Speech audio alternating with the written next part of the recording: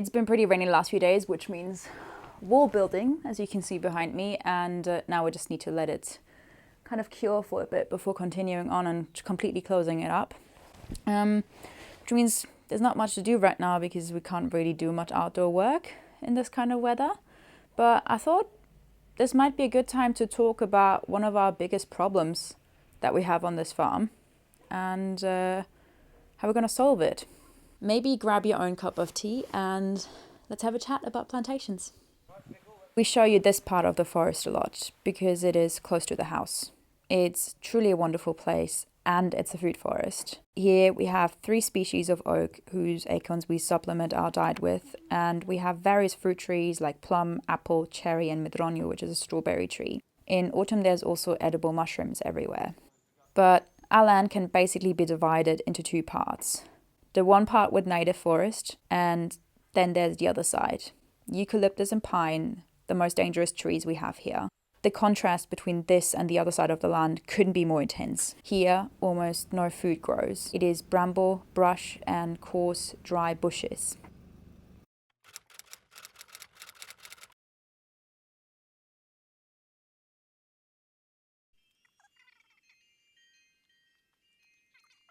But there is some more nuance to this topic. See, Portugal has clearly had forest fires for a long time. The native trees here are very adapted to climate extremes. The cork oak has fire-resistant bark and waxy leaves that stop evaporation, and the strawberry tree also shows these same characteristics. If you're interested in this topic, I can really recommend this book, Cork Woodlands on the Edge. If you look at the country, the south, the Alentejo and the Algarve are even drier than the north, but they have less devastating fires. And one of the main problems here is the kind of trees that are planted. So while the south of the country is characterized by these huge open cork oak forests where animals graze underneath the trees, the north where we live just looks like this. Portugal is just smothered in eucalyptus, especially the central and northern regions. You will drive and you'll see these plantations for miles and miles and miles. It's not just eucalyptus, it's also pine, but the eucalyptus seems to be really dominant here. It is used in paper pulp production, and if you've used toilet paper, it probably has eucalyptus coming from here in it.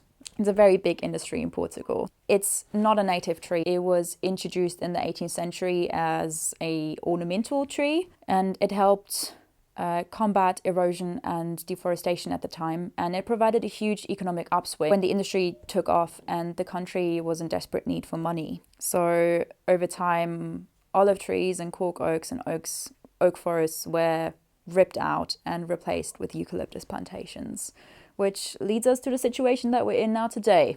But here's the caveat.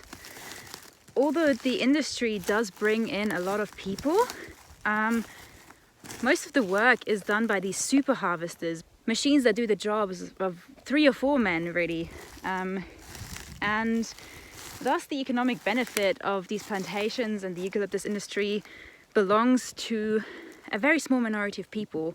Because the eucalyptus is grown as this short rotation monoculture all over the country, the environmental hazard is just really massive compared to the benefits it brings. It is grown as this really dense maximum profit forest, and in a lot of cases just left unkempt, where brush and undergrowth just reigns and it's not cleared enough.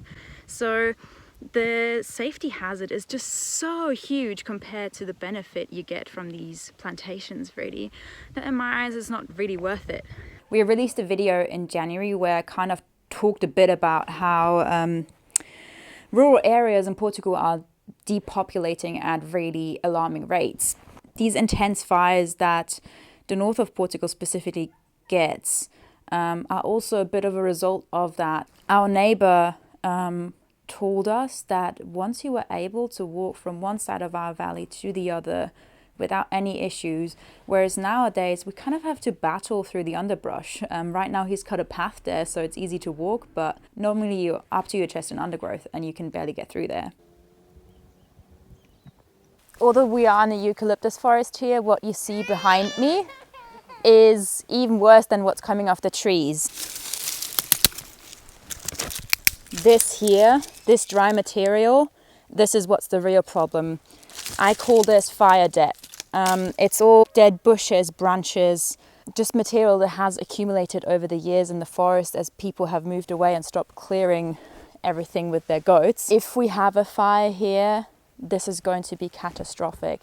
And this is not just in our forest here, this is in most of these eucalyptus plantations in Portugal. The fuel debt is so immense that if there's a fire rolling through, all this just encourages the flames to travel up the trees and create these really dangerous canopy fires that travel for miles and miles and miles in strong winds.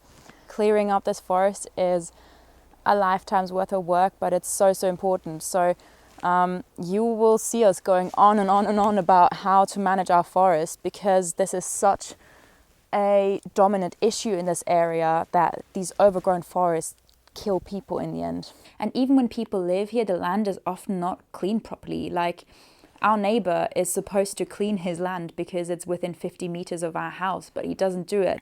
That's not just here, but it's everywhere in Portugal. In 2022, the Interior Ministry registered over 11,000 complaints about uncleaned land. A lot of pressure from the paper industry and a lack of oversight has led to little improvements since 2017, as far as we can see it.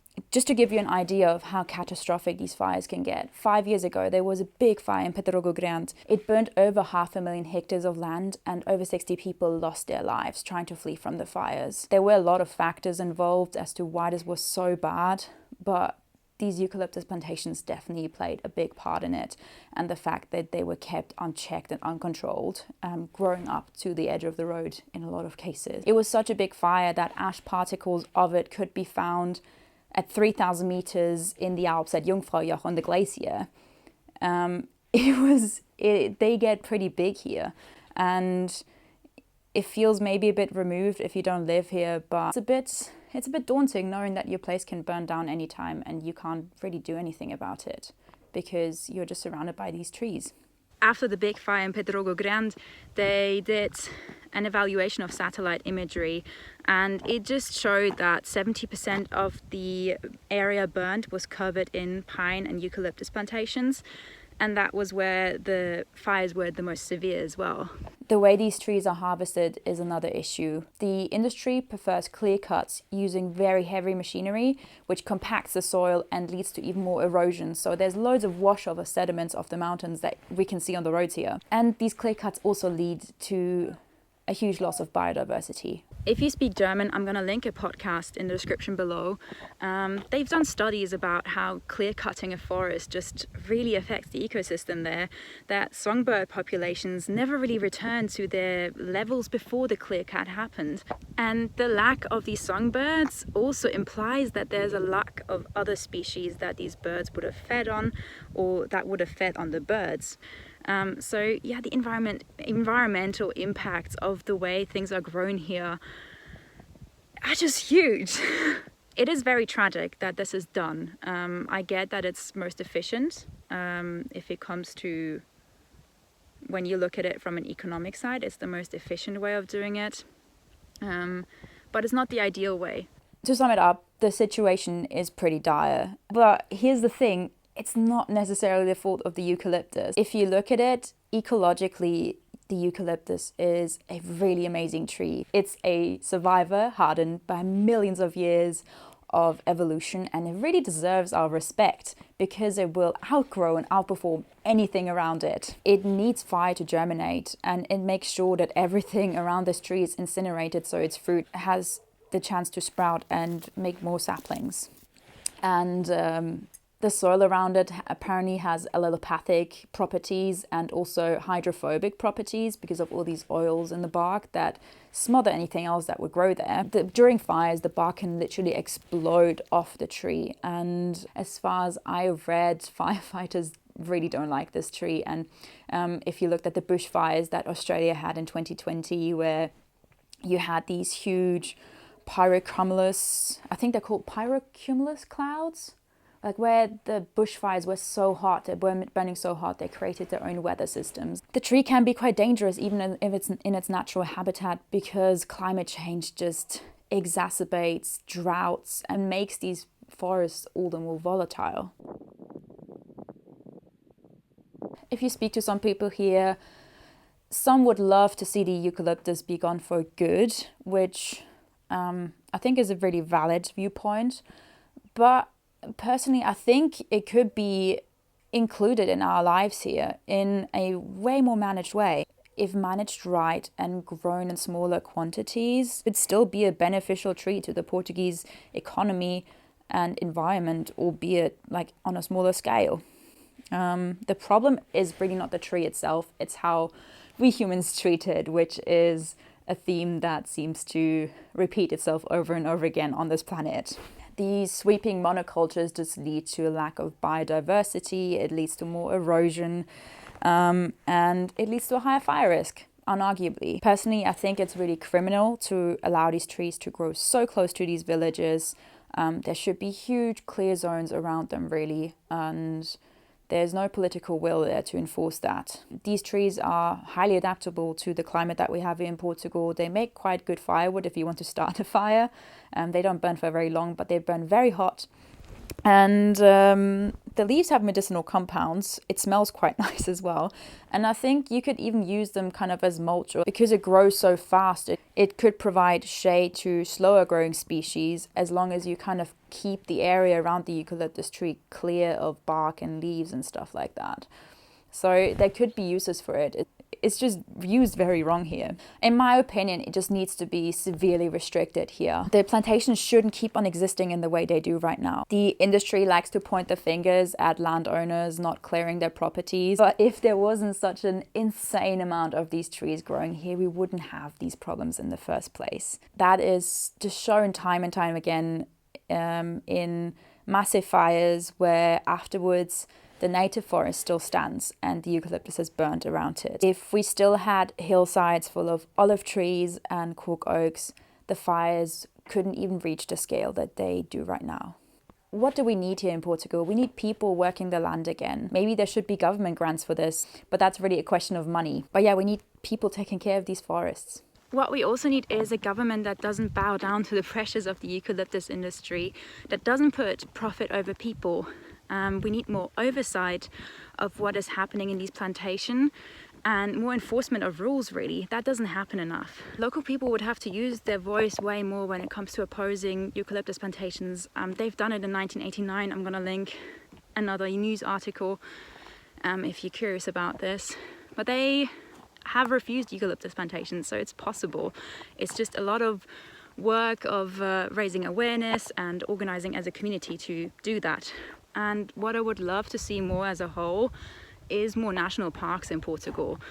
I could totally see the area where we live being turned into a national park, which would bring income from ecotourism and provide habitats for species that have almost gone extinct. Zach wrote a newsletter about how we heard a European lynx call in our valley this winter, which is amazing, right? You should protect these areas way more and encourage these species to return there.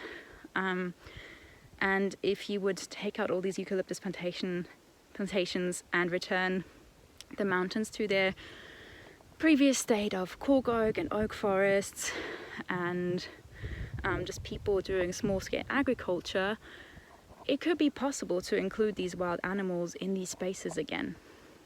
Just an idea. Although it's kind of hard for us to do this, and ecologically it's not the right thing to do, we are really considering doing a clear cut in a part of our forest to put in a real fire break and give us time to really work on it.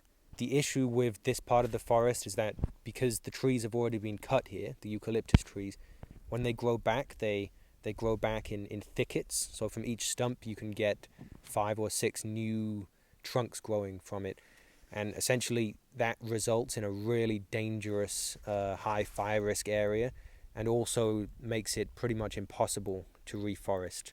The amount of shade on the forest floor is just blocking out most other types of growth except for shrubs and bushes, and all the oak saplings that sprout here, they never make it essentially. So with this clear cut, essentially that will reset the plantation, and over the next few years what we can do is kind of bring that plantation into management. So we'll prune the eucalyptus trees as they grow back, and that will make it a lot easier to replace them in the future because there'll be less of them. And so the clear cut will just make the whole area easier to manage and make it more safe, and grow even the eucalyptus trees in a more natural way, as opposed to the cut and forget about it method that previous owners of the land decided to take. And yeah, it'll really help transition the forest over the next decades, basically.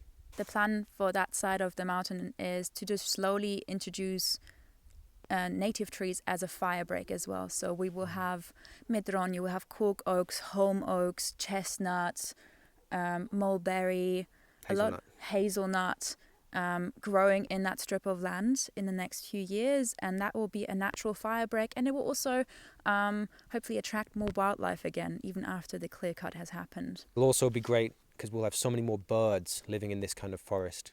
On our native forest that we already own, there's a variety of different birds living there, and we can always hear bird song. But if you listen right now, there's not a sound. There's a buzzing of one bee just went past. That's all the sounds of nature here. Yeah, I can hear a bird way over there.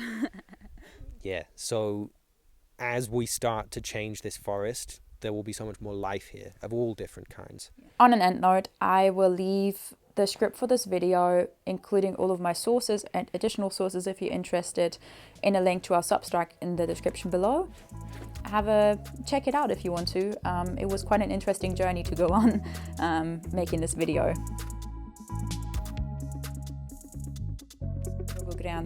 It burned over.